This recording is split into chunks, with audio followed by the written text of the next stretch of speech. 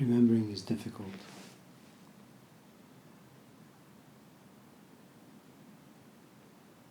Remembering how to place oneself in the right environment is difficult. Remembering what sort of friendships have value is difficult. Remembering that all things will pass, and so one should exercise patience, is difficult.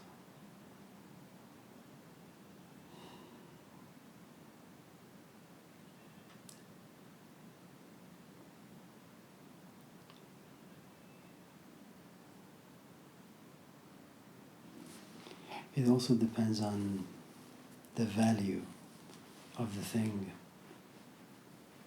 that you want to remember. It's like you've done something, you've experienced something, and it inspires you, excites you.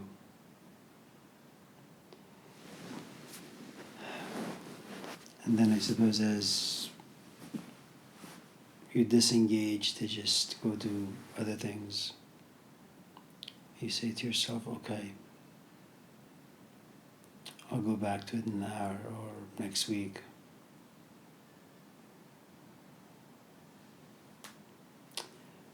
But sometimes the experience and the feelings that it creates, it's too much.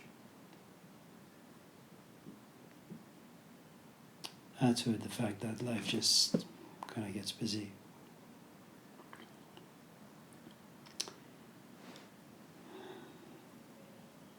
And thinking is hard, and feeling is hard. There has to be so much pain inside you that, it's, let's say you've been in a relationship for, 3, 4, 5 years, and one day you have this disagreement that turns into a fight, and either you slam the door and leave, or he slams the door, she slams the door and leaves. And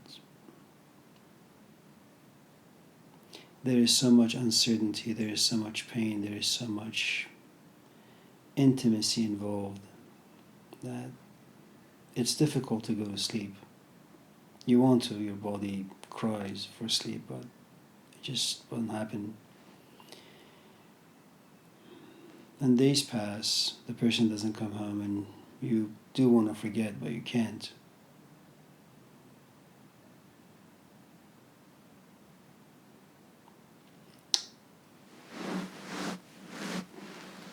Since you spoke about Jesus, I think one of the most fascinating thing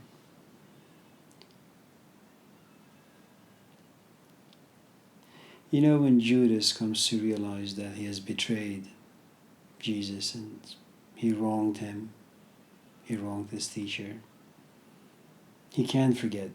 The only way that he can forget is just to hang himself, just to die. The pain is far too great. And when there is pain, you have this reflection of yourself. You see yourself and you don't like it. It's too much. And it's, in some ways, it's good to forget. It's good that your life is full enough and rich enough to be able to distract yourself, and then you forget. But if the thing that you have forgotten has some value, it's bound to come back in some shape or form.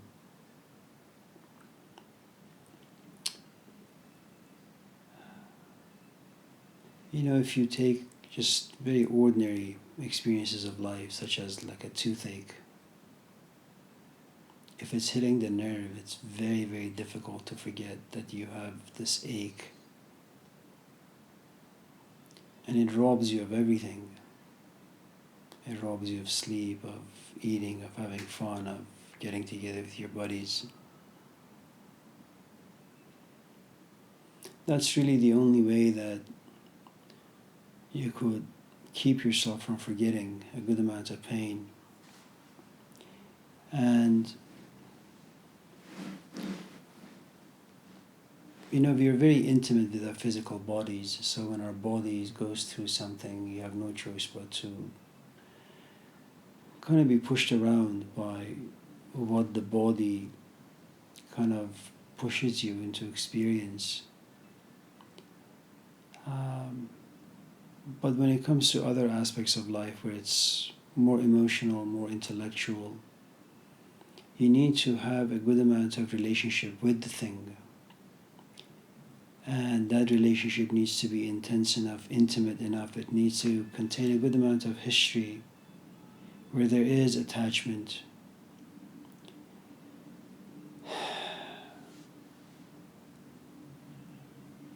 And when there is a distance between you and the thing to which you're attached, there is a good amount of pain, and the pain forces you to remember.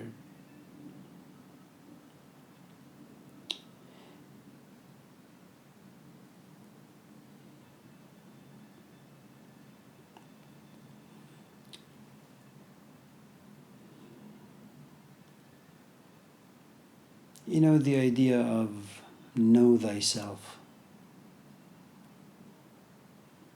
It's such a ridiculous thing to say and to impose on people.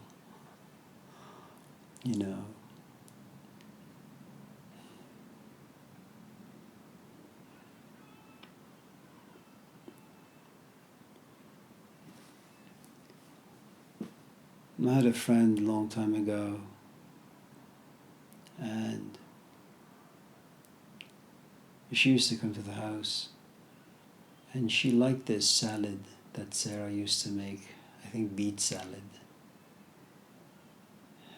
And after many, many, many times of having this particular dish, she looks at her and says, "Can I have the recipe? I want to know how to make it." Of course, she wrote down the recipe. She never made it. Sometimes it's not because you know anything, and it's not because you actually want to know. You're inspired. And it's very different than actually wanting to know. It takes a while to get to this ripe or mature stage where you actually have transcended curiosity and mere casual interest to go on this journey to actually want to know something.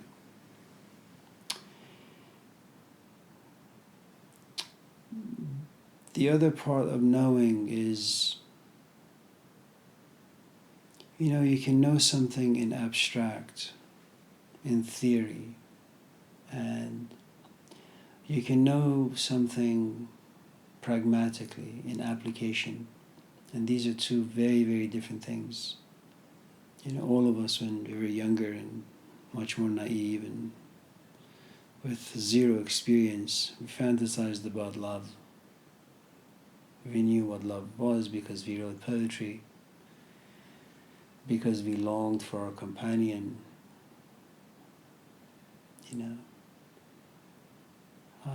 or at least we read poems about it. And so we would go around telling people how much we know, and then we actually get into a relationship and we actually do fall in love. And it gets tested, and you realize how painful it really is. So this idea where you want to remember to know thyself, whatever that may mean, first you need to understand that getting to know anything is a journey. You have to kind of be on this journey for many, many, many years to be tested so that you can know for yourself at least if your desire to know is simply at a stage of curiosity or interest. And if you have passed those stages, the next question is, well, how much really is your capacity? How far can you go into knowing?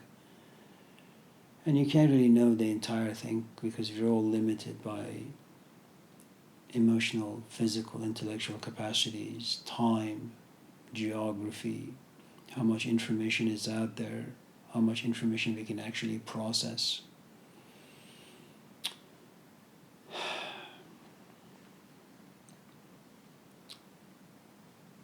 So when you ask,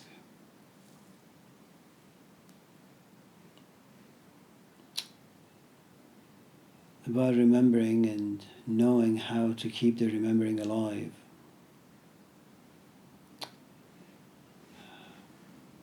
You really have to be driven, and I'm not really quite sure how that works. Today was Sophia's piano recital, and there were maybe 5 or 6 or 10 people playing. It was so difficult to hear someone play with emotions. Everything was so mechanical and technical. And it just didn't matter how good they were playing. You just couldn't feel the music. It had no soul in it.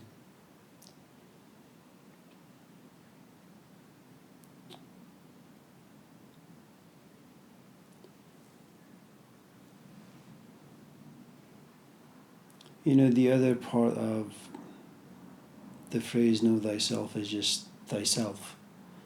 I'm not quite sure what sort of a self it is that you wish to know. If you're talking about the self that's been hurt, disappointed,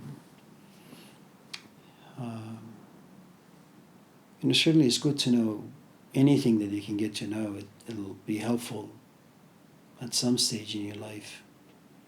It's good to know a few things about the way your physical body works. It's good to know about the physical environment you place your body in, because that environment creates emotions. And should the emotions be negative, you better have this really good intellect to be able to process, all the things that have been created inside you emotionally wise. Otherwise, they'll just be stuck inside you, and they'll create all sorts of problems.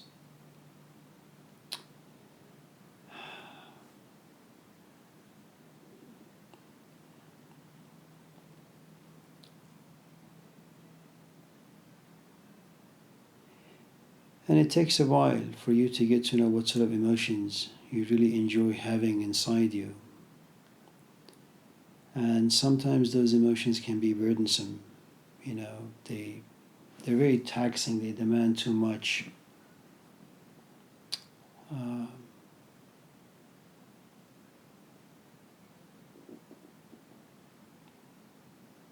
And I think, like everything else, it's a hierarchy in the sense that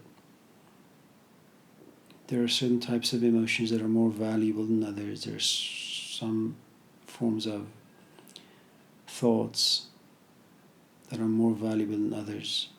Some sort of friendships that are more valuable than others.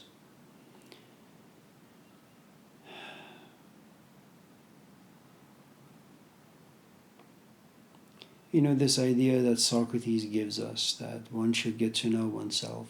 He's not talking about this physical aspect of oneself. He's not talking about the sort of emotions created by society, by your parents, by your own visual fantasies.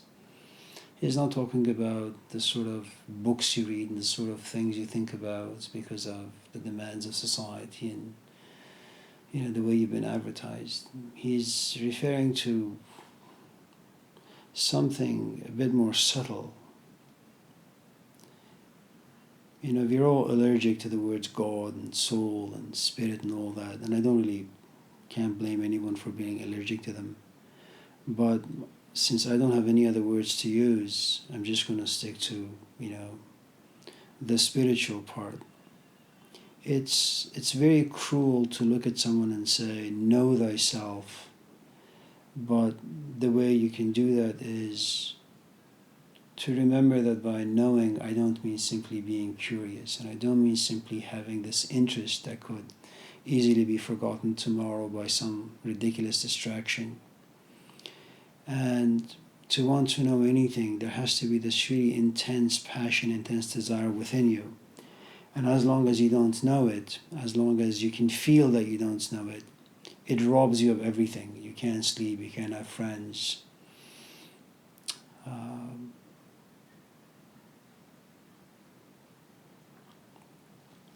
And should you get to that place where there is a good amount of pain because you want to know, you must know that your task is not just getting to know your physical self or emotional self or intellectual self. It has to be something spiritual.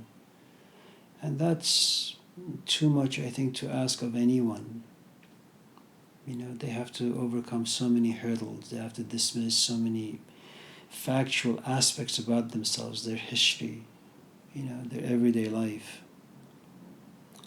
And maybe perhaps the best thing to remember is just to figure out where exactly you are in life. And you don't have to be a Socrates, you don't have to be Jesus Christ, you don't have to be Mahatma Gandhi or Malcolm X. Just figure out where you are and just get to know that particular environment, because that's the place where you most occupy.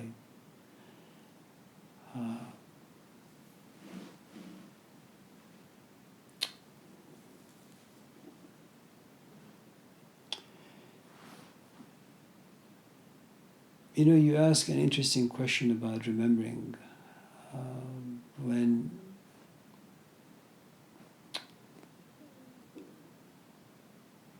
we were working with Hussein, the three of us, Hussein, Mehrdad, and myself, I think our passion and our desire for him and his ideas were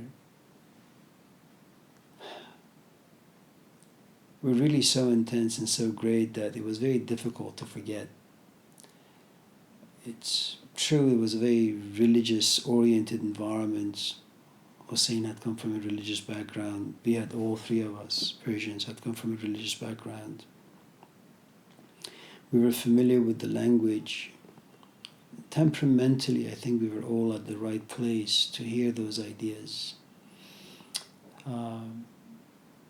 One of our friends, one of the three of us, basically his marriage fell apart because he just couldn't forget all the things that Hussein was saying, and the relationship he had with Hussein, and the relationship he had with these ideas, and some of the experiences that he himself had.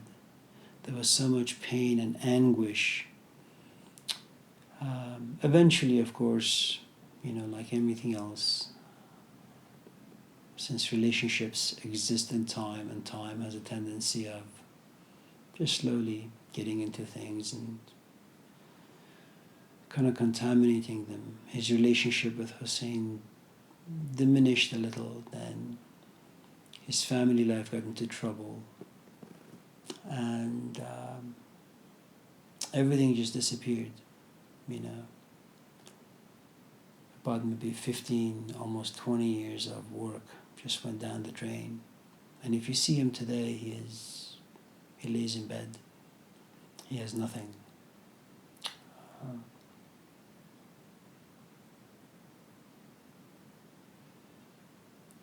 It's, if there is anything that you want to know, and it's a bit abstract, such as the very latter part of know thyself, which is knowing something that is non-physical, if there is ever such a thing, you got to do it when you're young.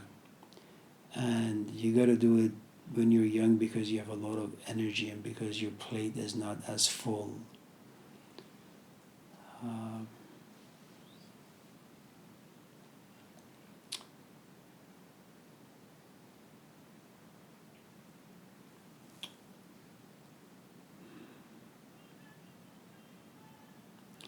The other fellow,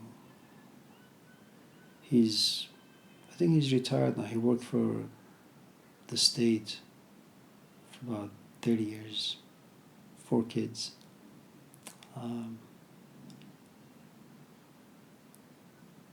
From what my brother told me, he comes home every day after work, or at least he used to, and he just lays on the sofa and watches TV because his kids were telling my brother that our dad is depressed.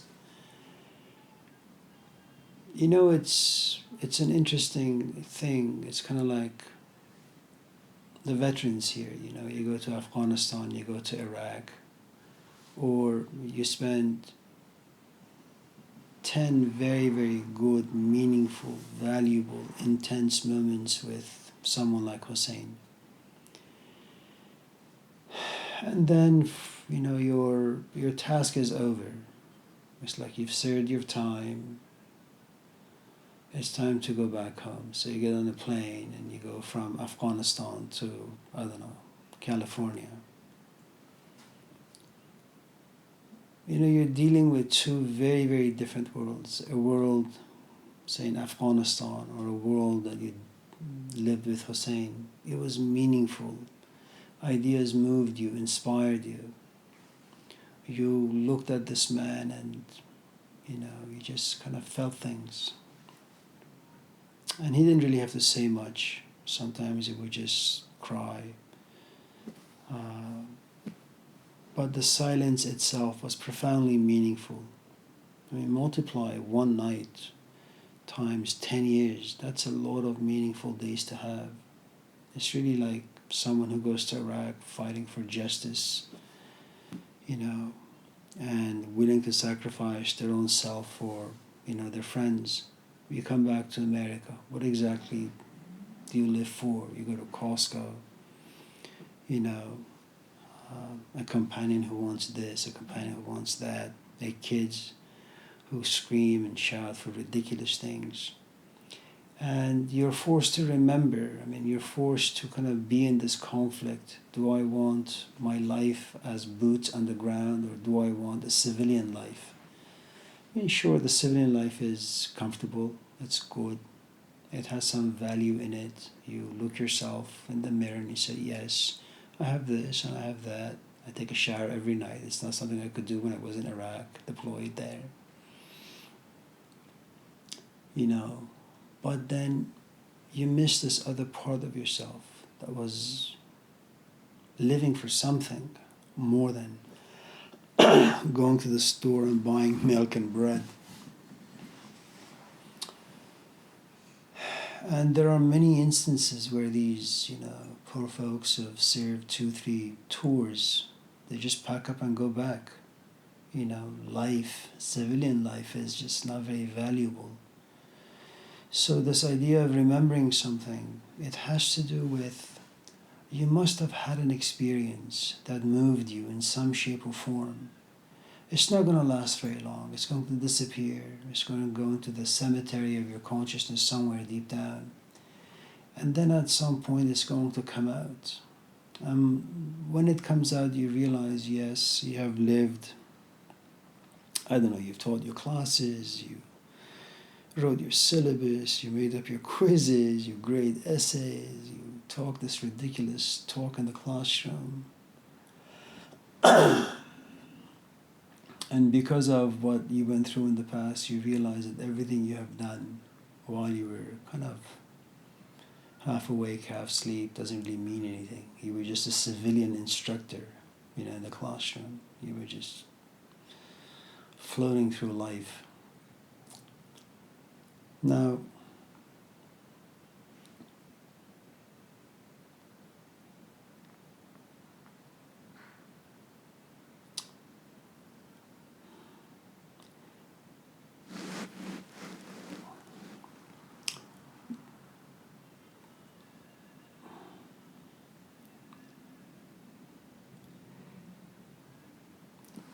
the past few weeks, I've gone back and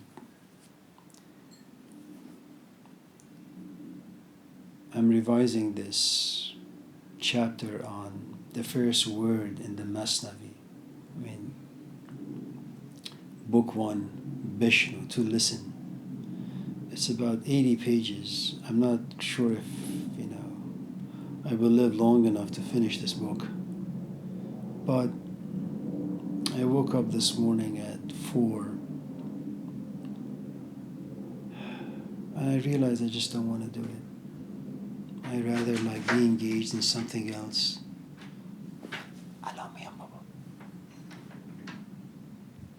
It's just too much to think. It's too much to pay attention. It's too much, I suppose, responsibility. It's too much to feel.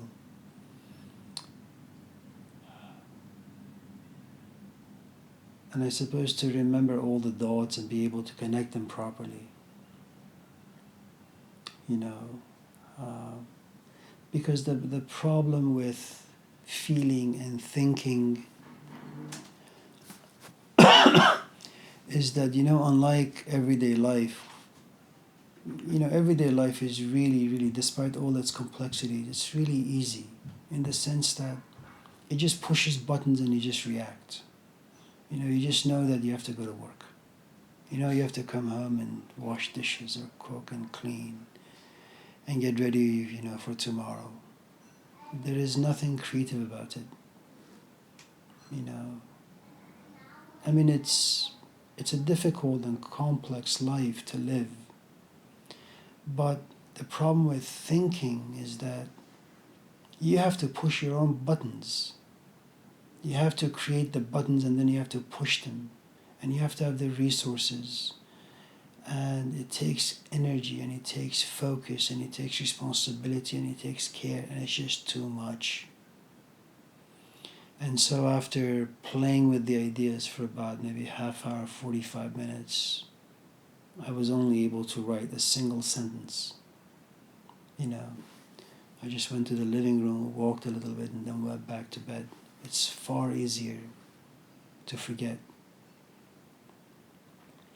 Now, for me to remember not to give in to, I suppose, the enormity of the task, and it's for everyone, who wants to do something creative.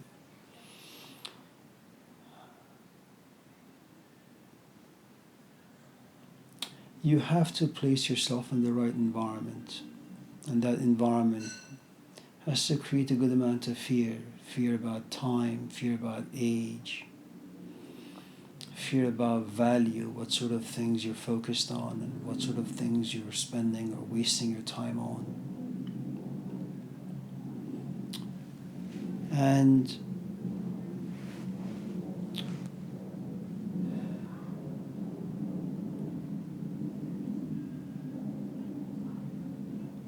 And if physical environments don't create psychological environments, certainly your physical friends, the way they speak, the sort of things they talk about, the sort of energies they come to you with, they all create these psychological, emotional, intellectual environments that can either benefit you, it can either waste your time, or it can benefit you in some shape or form.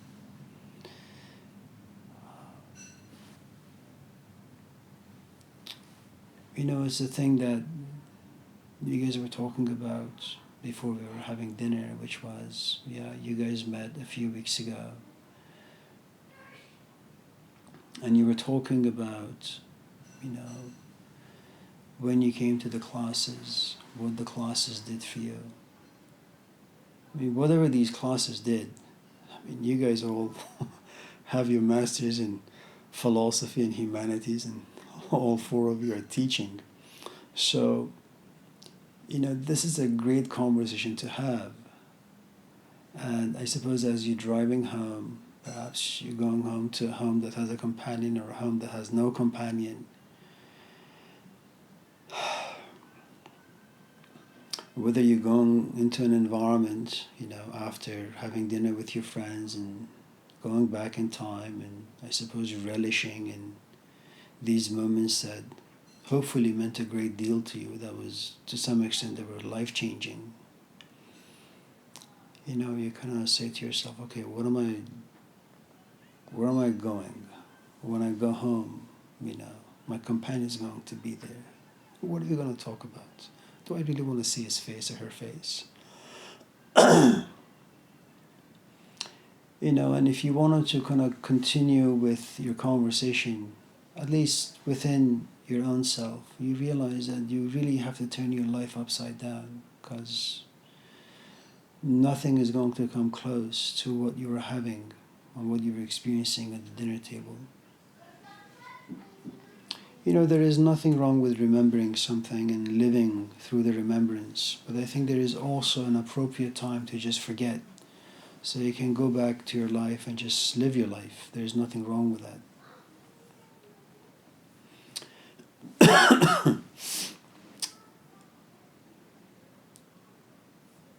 And depending on how versed you are, how resourceful you are, how knowledgeable and insightful you are,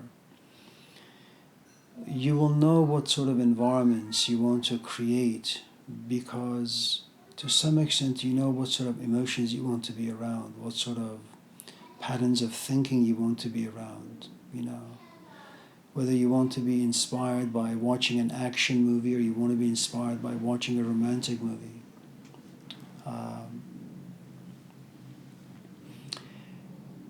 A few nights ago, I just wanted to watch a movie that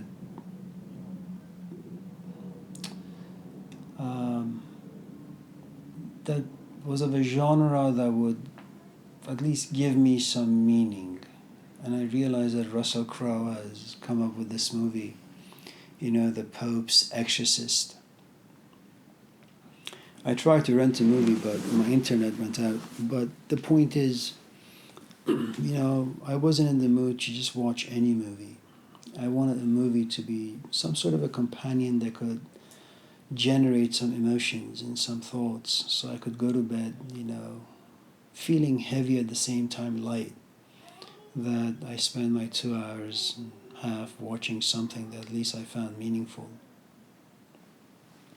If you don't know what sort of emotions you want to have, and if you don't know what sort of things you want to think about,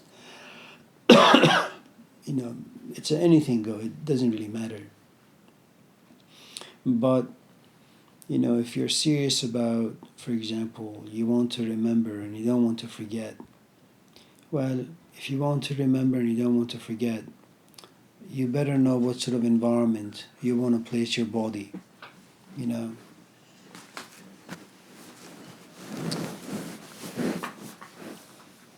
And you better know what sort of thoughts you want to think about, because those thoughts create emotions as well, and they create ambition in some strange way. And I think, Henry David Thoreau was right that with every new thing that comes into your life, you lose 10 old things.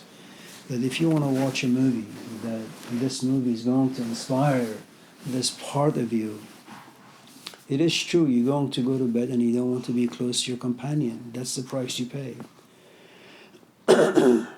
So, again, if you know what sort of emotions you want, and if you know what sort of thoughts you want to have within you, then you're going to pick and choose the environments that you place your physical body.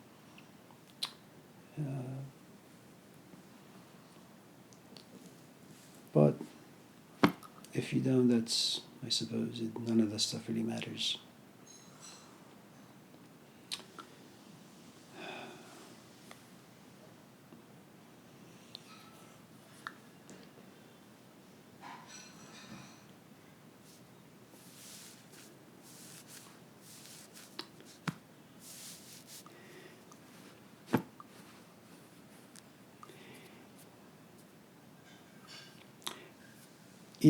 When it comes to patience,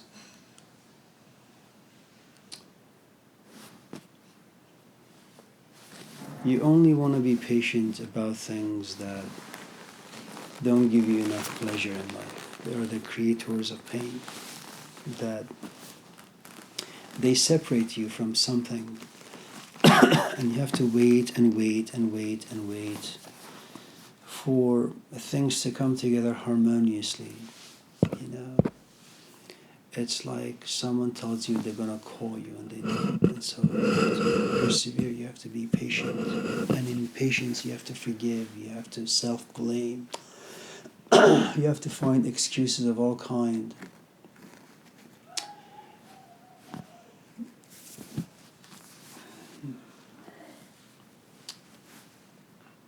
It's really difficult to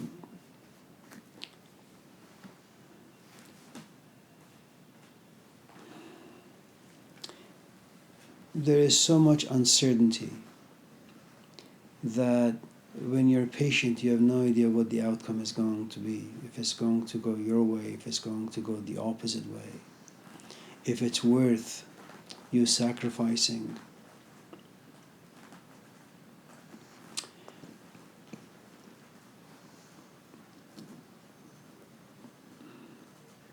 When we were with Hussein, all these ideas and all these books that we were reading, and all the promises that these books were offering, and we would also see Hussein, he was married, he had a house, he had a business, he was mature.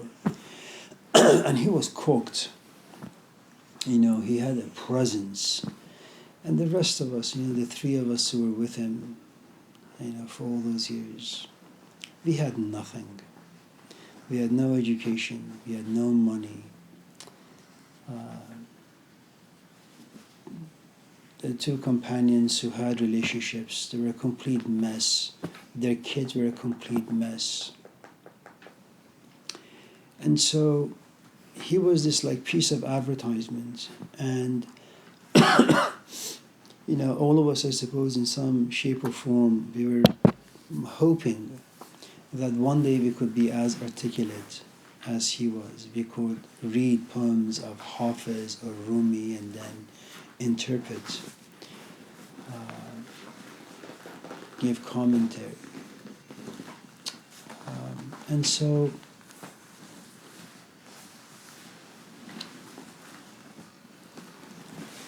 I think if you like something, to some extent, if you love something, I think in as much as it creates a good amount of chaos within you, it also has its own antidote. It gives you the capacity to be patient. We would sometimes go home, saying he has his own life, he's doing his own stuff, he's sitting there comfortably, and he's making a mess of our life. What right does he have? And though as you leave the gathering intense and angry and chaos with it, and you go home, and it's 3 a.m, you've been sitting at this gathering, for 7 hours, and you've had great moments. All of it was really, really good, but there were these moments you would go home and nothing about your life is working, But for us, luckily, and I can say this now, not so much then,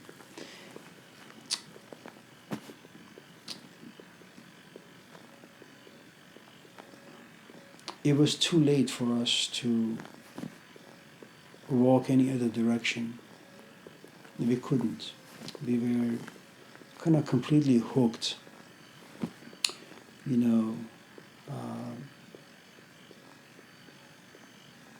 and attached to this man.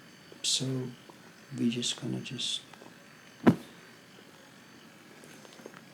patiently just went through all the emotions. And there were times that we were angry and we would express our anger and he would just look at us. I think if you like something, if you're devoted to something, passionate about something, you'll also learn how to be patient. I remember I must have been maybe 21, 22, and my best friend, who was also in this gathering for 10 years,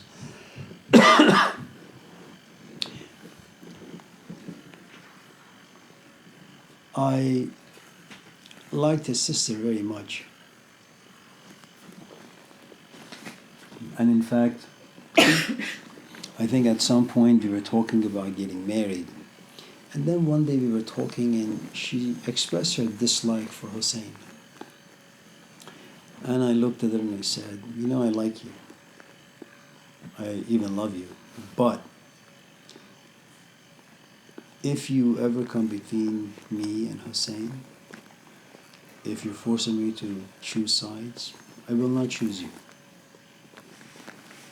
And eventually she forced me to walk away, And sure, there is jealousy involved, competition involved, that I am going to be your wife, you need to like me more than you like, this guy. But the point I'm trying to make is that even though liking and loving, not so much liking, but loving creates its own set of complications, it really does have a good amount of antidotes on the side. So just in case you run into some difficulty, you can kind of find comfort in what it also provides. It's something that Rumi says, that it's a strange thing about love. It's poison, it's also remedy. it's an enemy, it's also your best friend. And in many ways, he's right.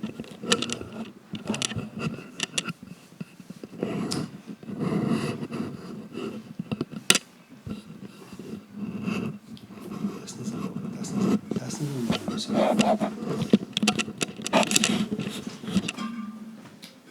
Okay, come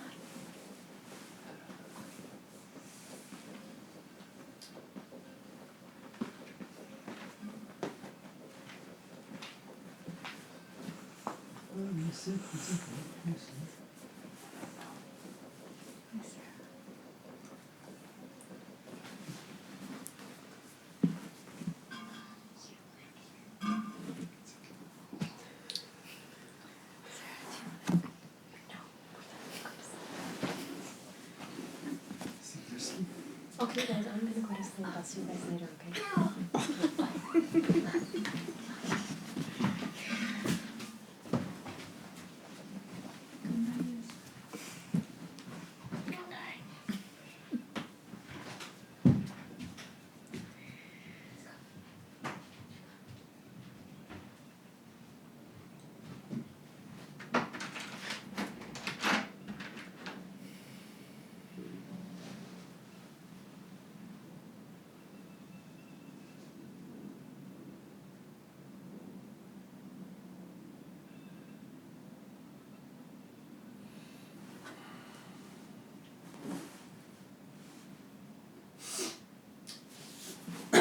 You know, Stacy, the other part of your question, which was not so much, how can the disciples know and remember who and what Jesus is? I think it's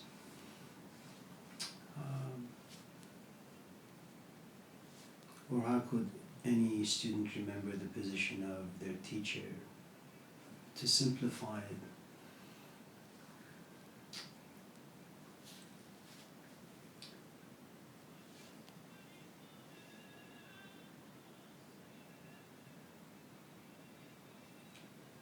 my parents sent us to India because I was a bad student.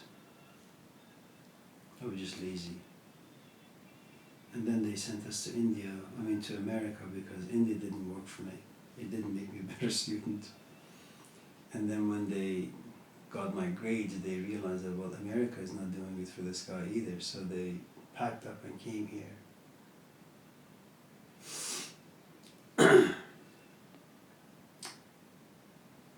And once they came here and bought the car wash, I really basically lost all of my freedom and all of my friends.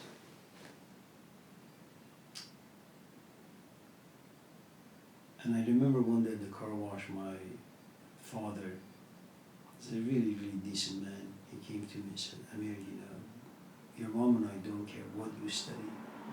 Just get a degree in anything. Get a degree in physical education. We don't really care. Just have a degree. We are immigrants. Don't be a bum. Be a bum with a diploma of sorts. But I was too undisciplined. And then I met Hussein. And then after 2-3 years, maybe I realized maybe I should do philosophy, and I did.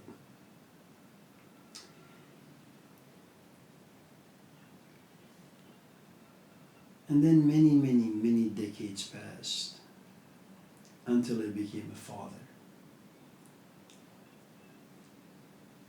And then I realized my days passed by with me screaming at the kids, telling them to do their math, telling them to do their English, to focus on piano, to clean up after themselves. And after I do all of that, it's like about 10 o'clock. Then I come to this room to want to sit and write a few things, only to realize that I am so completely exhausted. And then I go back and I say to myself, man, all parents go through this stuff. They have such a remarkable journey, and it's really such a sad story in some ways, because maybe the mother wants to take a shower or watch 10 minutes of a show. Maybe the father wants to do the same thing. But they just have zero energy to do anything. And the point I'm trying to make is no student can ever know the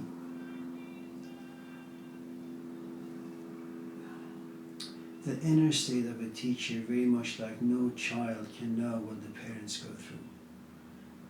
You know, I think when you are not very proficient, and you're not proficient because you haven't had the experience, you haven't been seasoned by experience, you know, and you can't do this by reading books. It's not possible.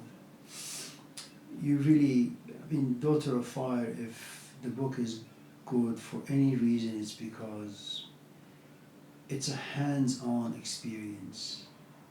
You know, it's not like some idiot sitting on a stage telling 2,000 people how a thing is. You know, someone going to a microphone saying, I am angry, so what the hell do I do with this anger? And someone like Tolle or Peterson or whoever says, well, you know, don't think about it. Be in the present. It's a great thing to say, but it's just not practical. No one does that stuff. And even if you do it, it's gone the next moment. You know, Daughter of Fire is different because he punishes her on a daily basis. And because she loves him, you know, she can't walk away. And that's how any good training works. And when you watch Irina's talks, you know, every 5 minutes she says, bye, Sahib. And, you know, that's the way you honor your teacher. Because now Irina is no longer a student, she's sitting on a stage and she's talking to people, you know, and she sees herself in all of her students.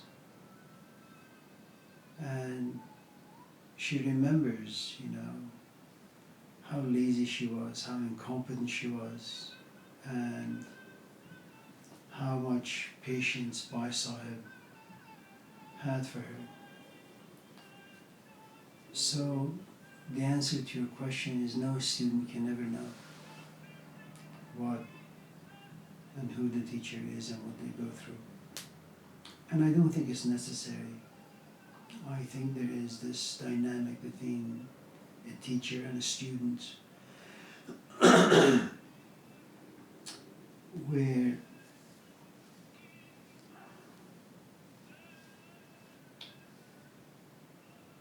you know, it really is like taking drugs. It puts you in a different state of mind, and you begin to feel things, and you begin to think in a certain way. And depending on how intense that environment is, you're going to leave. You know, you're going to get in your car and you're going to drive home, and little by little that intensity is going to fade. Unless you go there every single day and you talk to this person every single day, or you think about this person every single day, or you're just in touch. And that's how you can kind of protect yourself against forgetting.